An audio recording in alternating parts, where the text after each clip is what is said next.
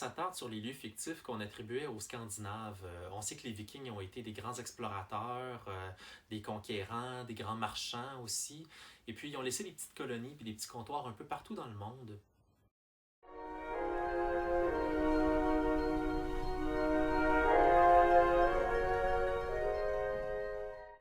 Ici, c'est une lame de couteau de poche qui vient du site archéologique de Rungholt.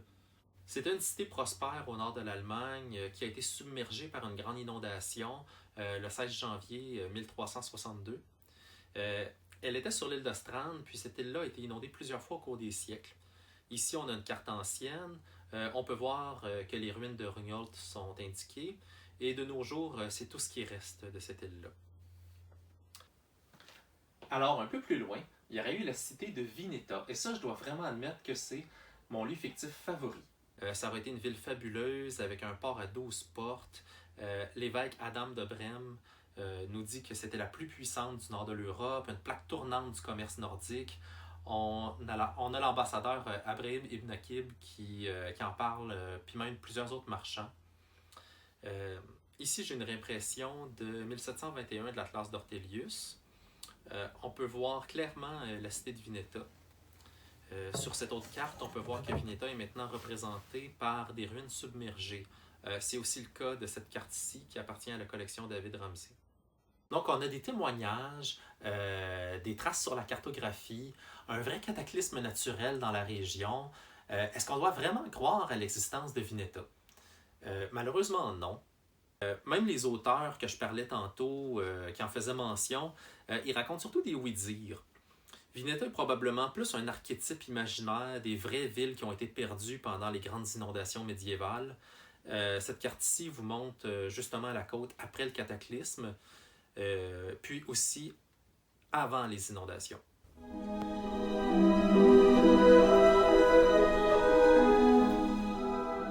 Un autre artefact archéologique ici, c'est une boucle de ceinture viking qui a été retrouvée à Terre-Neuve, puis qui m'amène à vous parler de la cité de Norumbega. Ça aurait été une ville fabuleuse avec un palais qui aurait eu des piliers en cristal. On peut voir ici une page tirée d'un manuel d'histoire des géographies du 19e siècle. La carte originale date autour de 1600. Norumbega est parfois placé là où se trouve présentement Montmagny au Québec, parfois en Acadie, parfois en Nouvelle-Angleterre. Bon, la colonisation du Nouveau Monde a presque mis fin au mythe. Je dis presque parce qu'au 19e siècle, le chimiste Eben Norton Offord va se persuader qu'il aurait découvert Norumbega. Il va même investir sa fortune personnelle pour créer des fausses ruines pour rendre hommage aux supposés vikings qui l'auraient fondé. Bien entendu, il n'y a rien qui prouve l'existence de cette cité-là. Un dernier petit tour dans la cartothèque pour vous parler du Nouveau-Danemark. Donc ça, c'est surtout une histoire diplomatique. On a le capitaine Monk qui fait un voyage désastreux en tentant de trouver un passage vers le nord, puis qui doit passer l'hiver sur les rives de la baie d'Hudson.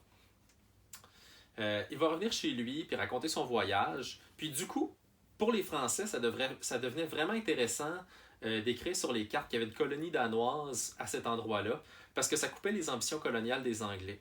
J'ai pas besoin de vous dire que malheureusement la stratégie n'a pas fonctionné, puis le Nouveau-Danemark va finir par disparaître des cartes.